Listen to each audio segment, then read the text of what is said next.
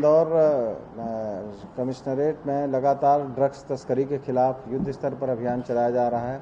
माननीय मुख्यमंत्री महोदय द्वारा भी इसमें लगातार दिशा निर्देश दिए जाते रहे हैं और उसके पालन में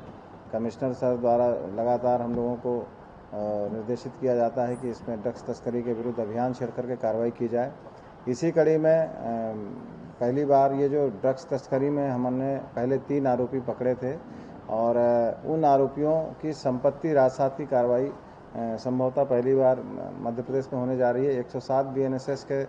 एक प्रावधान है नए बीएनएसएस में, जिसमें कि जो ड्रग्स तस्करी करते हैं और ड्रग्स तस्करी के दौरान जो प्रॉपर्टी वो इकट्ठी करते हैं उनको राजसात करने का प्रावधान है। इसी के तहत माननीय न्यायालय से इन 3 आरोपियों के सर्च वारंट के लिए माननीय न्यायालय में आवेदन लगाए गए थे, जिस पर माननीय न्यायालय द्वारा आवेदन स्वीकार करते हुए सर्च वारंट जारी किए और सर्च वारंट के आधार पर तीनों आरोपियों के घर में तलाशी ली गई और आरोपियों के घर की तलाशी में जितनी भी संपत्तियां मिली हैं उन सब की संपत्तियों की एक इन्वेंट्री तैयार की गई है और उस इन्वेंट्री के आधार पर अब ये इन्वेंट्री न्यायालय में माननीय न्यायालय में प्रस्तुत की जाएगी। दूसरे पक्ष जो है जिसमें आरोपी पक्ष है, आरोपी पक्ष को भी इसमें 15 दिन का समय जो जैसा संविधान में कानून में बताया गया है 15 दिन का समय दिया जाएगा। यदि इस समयावधि में वो उस संपत्ति को ये बताने में सक्षम होते हैं कि ये संपत्ति उनके द्वारा ड्रग्स तस्करी से अर्जित नहीं की गई है, तभी उनकी संपत्ति बचेगी। अदरवाइज जो भी हमारे पास एविडेंस है और जिस अवधि में वो लोग ये ड्रग्स तस्करी कर रहे थे उस अवधि में जितनी भी संपत्तियां की इन्वेंट्री बनाई गई वो सब राजसात हो जाएगी। जो हम लोगों ने कार्रवाइयाँ की हैं उसमें एक आकाश जैन है, आपको याद होगा कि 31 जनवरी 2025 को इनके कब्जे से 9,30,000 अल्प्राजोलम टैबलेट जब्त किया गया था और इस जब्त ये होलसेलर का व्यापारी बन करके और अल्प्राजोलम के टैबलेट को ये ब्लैक मार्केटिंग करके और बेच रहा था, जो एनडीपीएस एक्ट के तहत इसमें एफआईआर की गई थी और इसमें 5 आरोपी गिरफ्तार हुए थे, जिसमें आकाश जैन जो है ये सबसे बड़े ड्रग डीलर के रूप में चिन्हित हुआ था और इसकी ड्रग्स जो है रीवा और प्रदेश के भी बाहर कई जगहों पे जा रही थी, जो उस समय खुलासा हुआ था। इसी तहत इसका जो मकान है 105 शारदा अपार्टमेंट मालवीय नगर भोपाल, यहाँ पर सर्च वारंट लेकर के पुलिस द्वारा इसके मकान के अंदर सर्च किया गया और जो संपत्ति की इसमें कल पूरी सूची हमारे इंस्पेक्टर माधव के द्वारा बनवाई गई, जिसमें कि टोटल 21 लाख रुपए की संपत्ति अभी तक इसमें उनके यहाँ की जो सूची बनी है, जिसमें कि 2 फ्लैट हैं, 2 दुकानें हैं, सोने के आभूषण हैं, 2 पहिया वाहन हैं, fridge, cooler, TV, washing machine, अलमारी, पलंग, पंखे और यहाँ तक कि ड्रग्स खरीद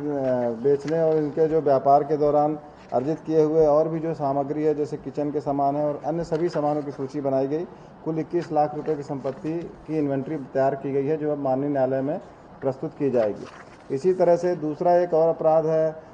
ये 29/11/2024 को समीर सेंडी के खिलाफ कायम किया गया था, जिसमें उसके कब्जे से 45 ग्राम ब्राउन शुगर मिला था और जिसके खिलाफ लगभग 12 अपराध एनडीपीएस एक्ट में पहले कायम हो चुके थे।